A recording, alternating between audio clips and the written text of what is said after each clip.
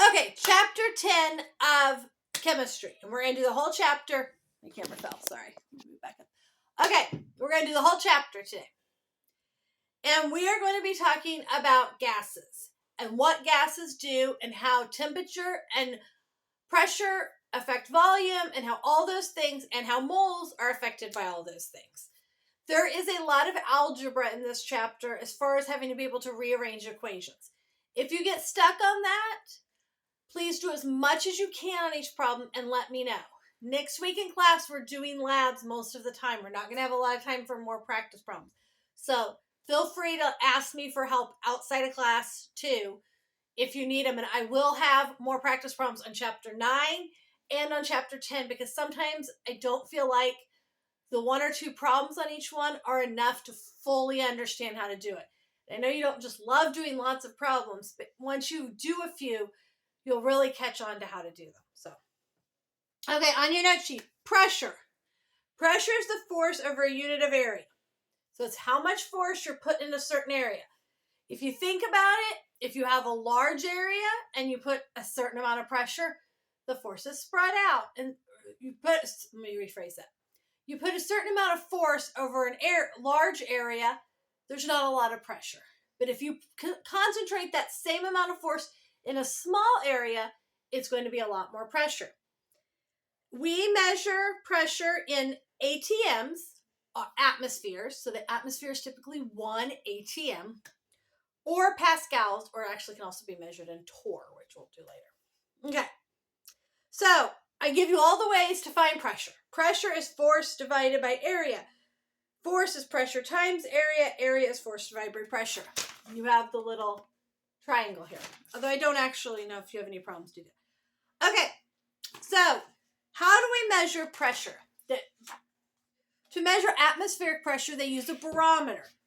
So your book shows you a really cool picture of an old-fashioned type of barometer. And so as the air pressure changes, it changes the level of mercury within the barometer and how much air is in the tube, and it changes the pressure. Some people get headaches when the pressure changes. When you have a weather change, like a cold front coming in or something like that, the pressure often changes. So we're not going to go into weather, but that's. Your book also talks about something interesting called Pascal's wager. I suggest you go talk to your parents on what they think about it, because I think it's an interesting concept that is pretty unbiblical. So Pascal's wager basically says that Pascal was somebody who studied it. That's why one of the units of pressure is pascals. But his wager basically said that if Christianity is true and you believe it, then you give up some earthly pleasures, but you get heavenly rewards. If Christianity isn't true, you give up a few earthly pleasures and don't end up with anything afterwards. And that the risk of giving up just a few earthly pleasures for the possibility of heavenly rewards is worth it. I think that's super unbiblical, because we don't really look at it as giving up earthly rewards. I'm not going to go into teaching on that, because that is not my thing, but I do think it's an interesting concept to discuss with your parents of whether that is at all biblical, because I don't think it is, but it's a common conversation, like, well, shouldn't I just follow Christianity, because that's not really what Christianity is. So that's not really a relationship with Jesus. So I highly recommend you go discuss that with your parents, because I think it's an interesting conversation to have. Okay, Boyle's Law. So we're going to learn a few different laws, and next week we will be doing, hopefully we'll get to at least the Boyle's Law lab. We have a Boyle's Law lab and a Charles' Law lab. I don't know when we'll get to them, but we will get to them. Okay. At constant temperature, pressure and volume are inversely proportional to one another. At constant temperature, pressure and volume are inversely proportional to one another. So what that means, if pressure goes up, the volume is going to go down. If the volume goes up, the pressure is going to go down. Now, this should somewhat make sense to you. If you increase the volume of something, the pressure will go down. So think about it. If I have a pot and I'm trying to think of how to say this. Pretend we are all molecules standing in a room. And if we are in a very small room and we all have to stand really, really close to each other, the pressure between all of us is going to feel really tight. We're going to want to push away and the pressure is just going to feel really tight. If we increase and go to a much bigger room and we spread out, the pressure is going to go down. Same thing happens with molecules. If you have a small volume and you're putting a whole bunch of molecules in a small volume, pressure is just them hitting against each other, okay? So pressure is when molecules hit against each other. So the more molecules you put in a small space, the smaller the space, the more those molecules are going to hit into each other. And the more those molecules hit into each other, the more pressure they're going to have. Okay?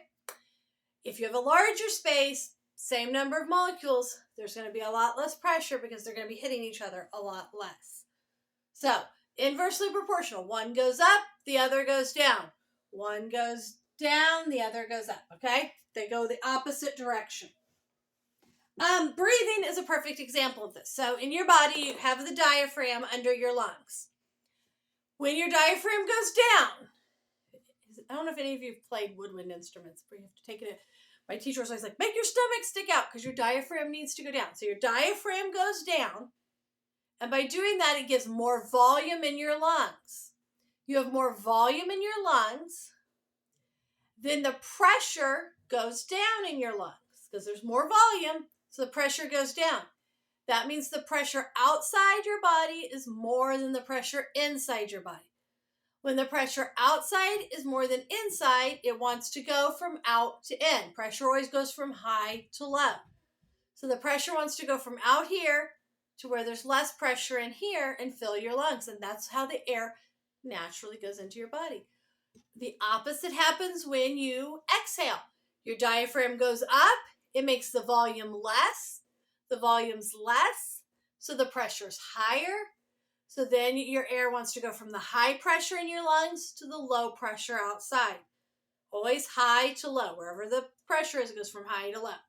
That's how weather works, too, if you've never done a meteorology class. Okay, so that is Boyle's law. Boyle's law relates pressure and volume. I am going to tell you the test will have questions that say, if I increase the pressure on this, what will happen to the volume? If I increase the volume on this, what will happen to the pressure? There will be that basic knowledge question of these. Okay, Charles' law. At constant pressure, temperature and volume are directly proportional. So, at constant pressure, temperature and volume are directly proportional. Volume goes up, the temperature goes up. Volume goes down, the temperature goes down.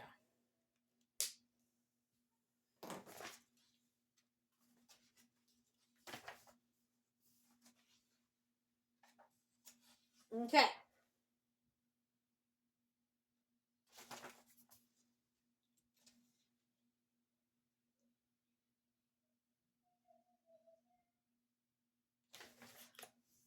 Okay, so I had to think for a second, sorry. Okay, so absolute zero. So temperature is just a measure of how fast molecules are moving. So absolute zero is the temperature at which molecules completely stop moving. And no, we are not there even though it's cold outside. Absolute zero is negative 273 degrees Celsius. That is called the Kelvin temperature scale. It is never degrees Kelvin, it's just Kelvin, okay? You will have to use the Kelvin temperature scale when you're dealing with the ideal gas law, or the combined gas law, which combines Charles and Boyle together. So you will have to use the Kelvin scale. 0 Kelvin is absolute zero. To find Kelvin, you take Celsius and add 273.5. Now, if you've forgotten how to find degrees Celsius from degrees Fahrenheit, you need to find that equation, and I'll give it to you again.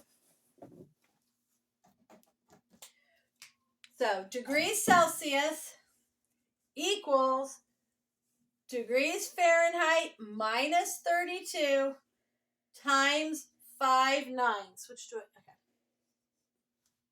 So, degrees Celsius is degrees Fahrenheit minus 32. So, you do this first, and then you multiply by 5/9. So, you'll need to know that because some of them, they're going to give you the degrees Fahrenheit. You'll have to find Celsius to find Kelvin to use the laws. Okay. So 10.1 in your book is doing that and converting to degree Fahrenheit. I trust you can do that. I think you guys can do that. Okay, combined gas law. Now, I will tell you, if you turn to the second page, I give you all the gas laws right here together. Your book does not do Gay-Lussac's law, so you don't have to worry about that one. You can even put an X through Gay-Lussac's law because we're not talking about him. It's a guy, or two guys, I think. But it gives you Boyle's law, Charles' law, the combined gas law, and the ideal gas law. And those four we will be dealing with. Okay? So, combined gas law just combines Boyle and Charles. So it's pressure of 1, volume of 1, over temperature of 1, equals pressure of 2, volume of 2, over temperature of 2.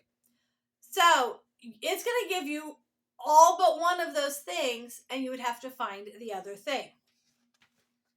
So, let's see what the next one. Let's look at 10.2. Okay? 10.2 says a gas expands under constant pressure.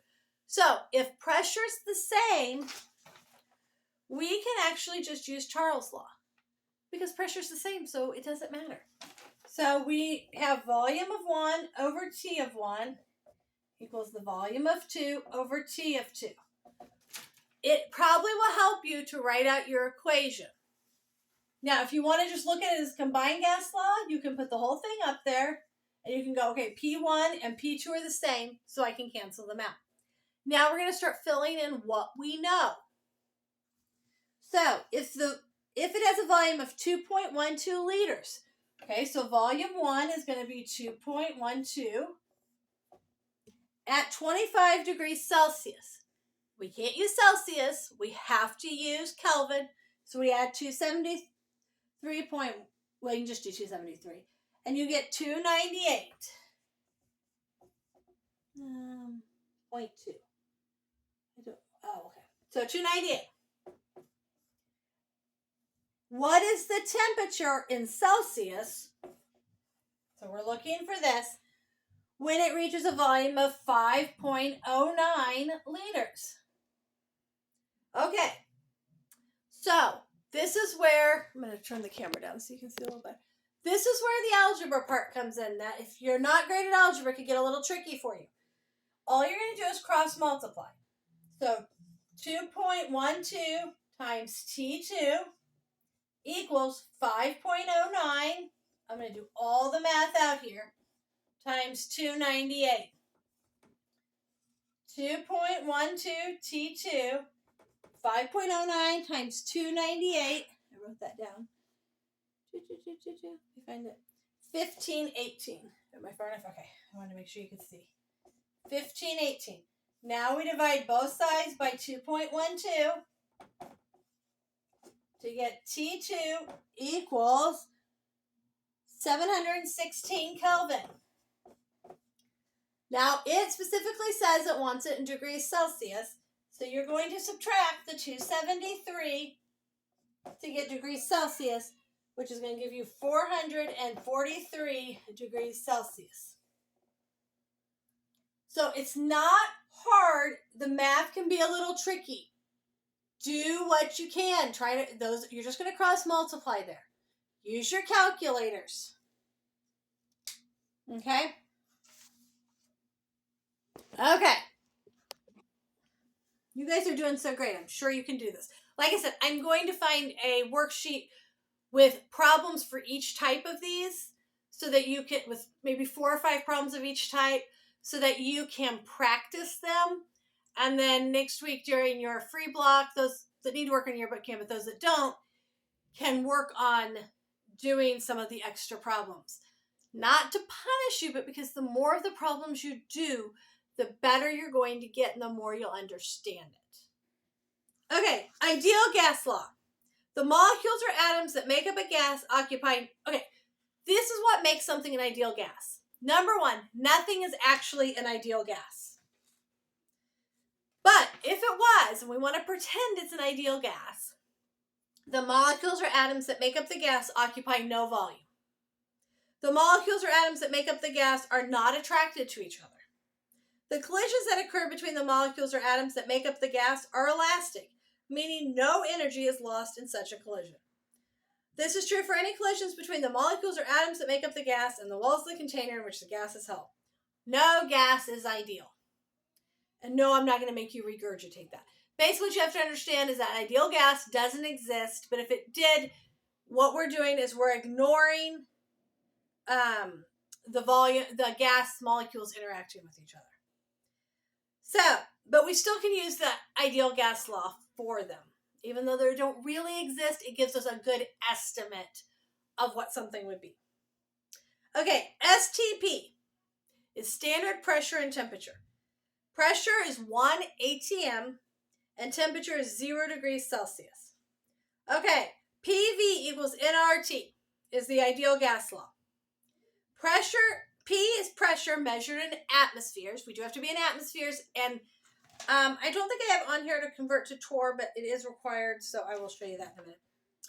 Volume is measured in liters. N is the number of moles present. R is a constant. Its value is 0.0821. T is the temperature measured in Kelvin. And it gives you actually on this sheet all the different regurgitations of that. So you actually don't even have to do the algebra for it. It gives them all to you here. So that's even nice for you. You don't have to do the algebra. You can just write down all those equations. I could do it for the others, and I might for you. We'll see. Okay. So let's look at 10.3, which is on page 302.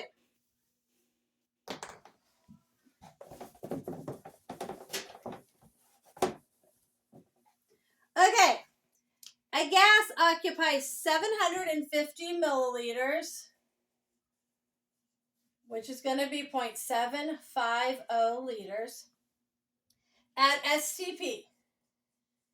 So that means it's going to be, standard temperature is 0 Celsius or 273 Kelvin, and pressure is 1 atm. Okay, we do have to be in Kelvin, yep. Okay, and then it says how many moles are present. If it's asking you for moles, you're going to have to use the ideal gas law because that's the only one that deals with moles. So we have PV equals nRT. We have the pressure. We have the volume. We are looking for that. That is a constant, and we have the temperature. So, you might want to see the board, huh? So all we have to do is plug things in. The pressure is 1. The volume is 0.75. N times 0.08. Let's see, what is that? 21. And T is 273. So we have 0.75 equals N, and 0.0821 times 273 is 22.4. Divide both sides by 22.4. And that means N is going to equal 0.033 moles. Okay. If you're given moles of a substance and you want to find the grams, you are going to use the periodic table. Good job. Okay. It doesn't ask you to find the grams, but you could. And actually, that's into what 10.4. So 10.4, we're not going to go through the whole problem. You have it in your book. You can look through it. Finding moles from grams, we use the periodic table. So if it gives you the grams and you need the moles to plug into your PV equals nRT, use your periodic table to find the number of moles. Also, you can use the equation to ratio using the coefficients. So in 10.4, it gives you a balanced equation of 2 KCl becomes 2K plus Cl2. And you are starting with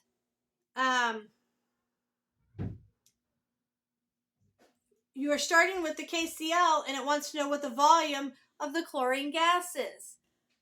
So you are going to find how many moles of KCl you have using the grams you're given. Then you're going to find out how many moles of Cl2 it's going to make.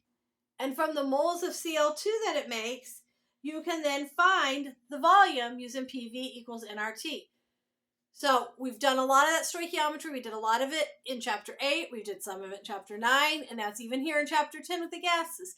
It's the same thing though. If it gives you an equation and it tells you about a product, it tells you a reactant, and you're trying to find how much product, or vice versa, you could be given a product, how much reactant did we start with?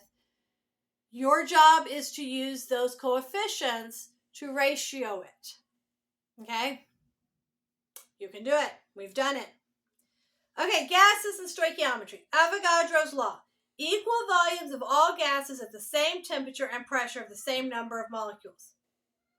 As long as temperature and pressure remain the same, the chemical equation gives you the relationship between the volumes of gas. So, if you look at number 10.5, you can use the ratio of carbon monoxide, CO, to carbon dioxide. So it tells you in there,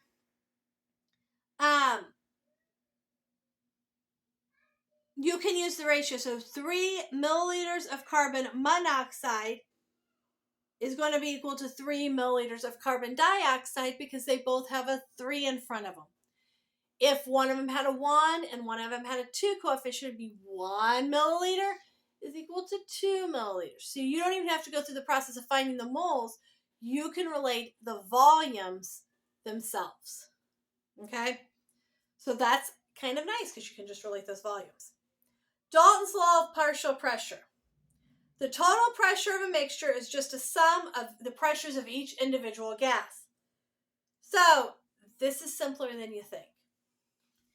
If it gives you, so in 10.6, it gives you the individual pressure of each, it gives you the individual moles of each thing.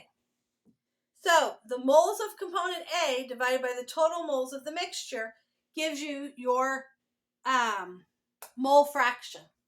You need to find the mole fraction? For some reason, you're just dividing 1 over the total. Okay? When you do mole fractions, they should add up to 1 or really close to it because you're finding fractions of a whole. Kind of like finding percentages. Okay. Vapor pressure. Pressure of a gas in contact with its liquid form. Boiling point is the temperature at which the liquid's vapor pressure is equal to the external air pressure. And that's the point at which something starts boiling.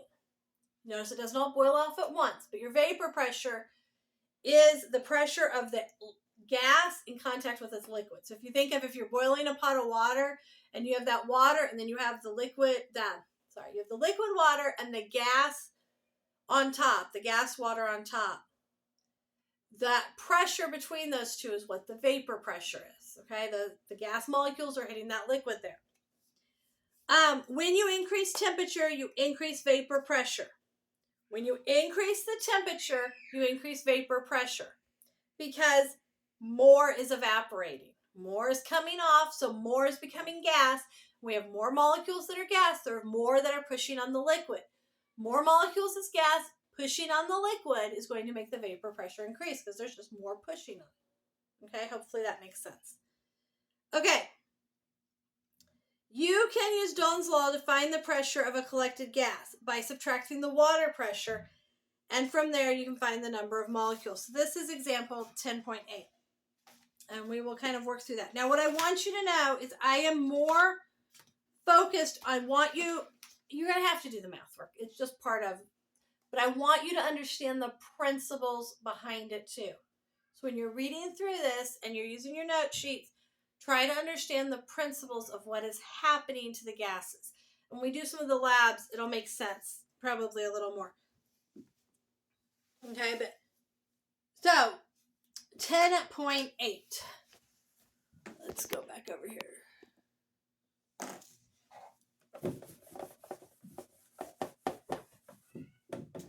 Okay, a chemist makes carbon dioxide according to the following reaction. It gives it to you there.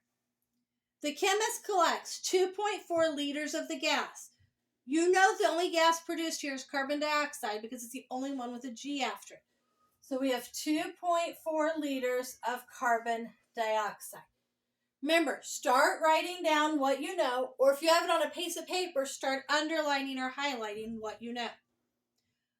Over the water, okay, in which the reaction took place at 30 degrees Celsius. So that's our temperature. And a pressure of 756.1 torr. And this is where we have to convert, because it gives you torr instead of ATM. How many moles? So we are looking for moles of carbon dioxide, were collected. Okay, the only equation that uses moles, I'm going to write it up here, is PV equals nRT. Okay, so we know, let's think about what we know. We know the amount, so we have the volume. We know the temperature. We need to convert it to Kelvin, so we're going to add 273, which is going to make it, let's see where I have that written down, 303. So that's our temperature. R is a constant, so we know that. And this is our pressure, but this is the total pressure of the system. And we want just the pressure of the carbon dioxide, because it says that it's collected over the water. Okay? So we want the pressure of just the carbon dioxide.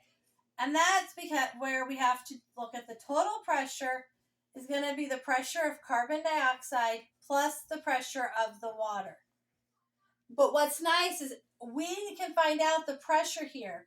We know the total is 756.1 torr. And we'll just leave it in torr for now, and you'll see why.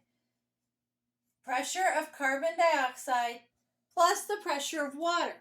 If you go back, there is a vapor pressure chart for water on the previous page. And at 30 degrees Celsius, it's 31.8 torr. Yes, you would be given that information on a test because you would have to have it. 31.8 torr. So we want to find carbon dioxide. We subtract 31.8 from each side, and we get 724. So the pressure of carbon dioxide is 724.3 torr. But we can't use it in torr up here. We have to have it in ATM. So to do that, you just divide this by 760. And I'll write that equation down in just a minute so you can add it. 0.9530 ATM. So if you have torr, divide by 760 to get ATM. Torr divided by 760 will give you ATM. Okay, so now we have the pressure and we put it in here. I'm going to erase some of this to have a little more room.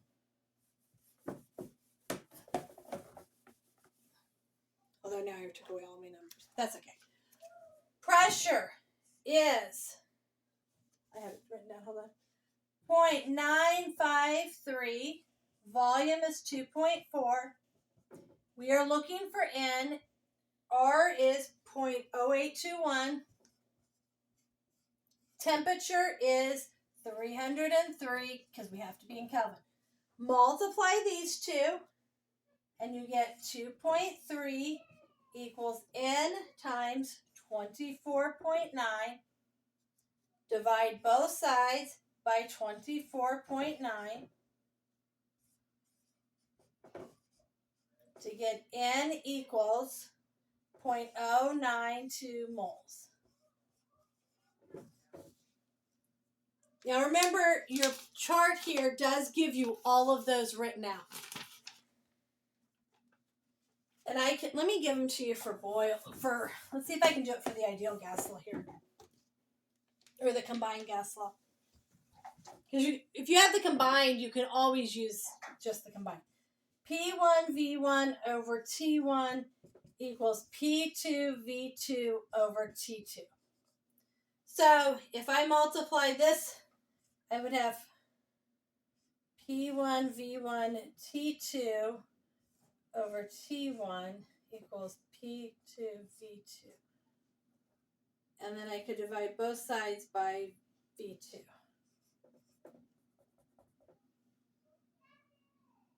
I think that's right. You know what? I will make sure I have these right because I don't want to get my algebra wrong here. And then I will post that for you in each direction. Let's do that.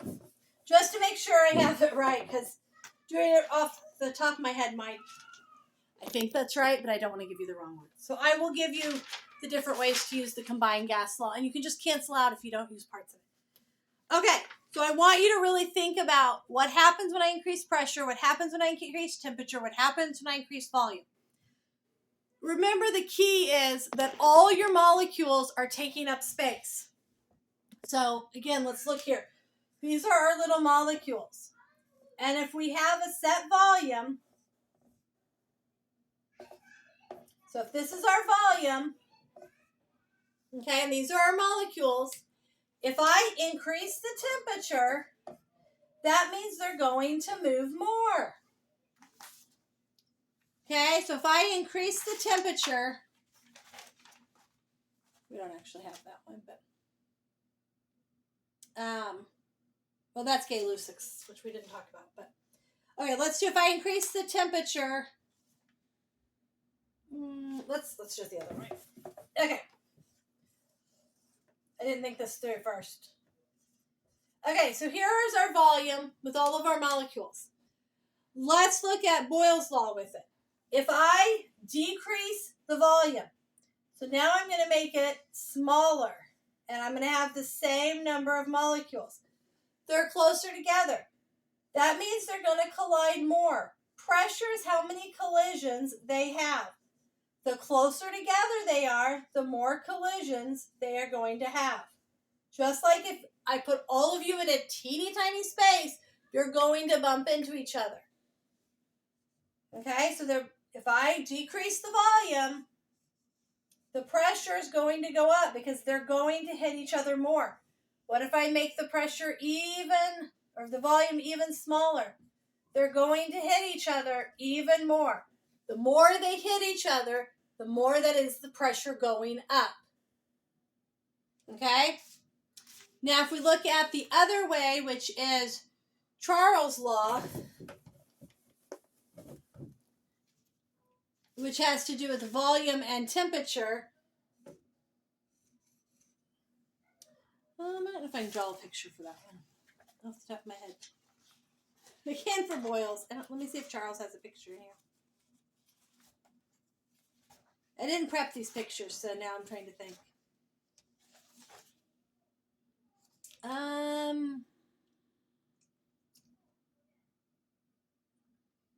Yeah, if I increase, it's kind of weird because pressure has to stay the same. So usually they're all going to interact. Gay-Lussac's is a little easier because if you increase the temperature, your pressure increases. One application that right now you should see of Charles' law is your parents' tires. When the temperature is dropped, your parents should check the pressure in their tires, which a lot of cars do that automatically now. But you may need to add air to your tires because the temperature has gone down. So as the temperature goes down, the volume goes down. And when the volume of your tires goes down, the pressure is as the temperature goes down, the pressure goes down. I guess that's what I should say. As the temperature goes down, the pressure goes down. And so the volume doesn't change. The pressure goes down. And so you have less pressure in your tires, and your tires need a certain pressure to make enough contact with the road to be safe. So as the temperature goes down, the pressure in your tires goes down. So if your parents have not checked their tire pressure, it's a good idea to do so. Scott's been out checking all of our cars' tire pressures. So that's actually like a good example. That's actually Gay Lusix, which is weird that it's not in here. But maybe it's more of a higher level. Okay. Let me know if you need help.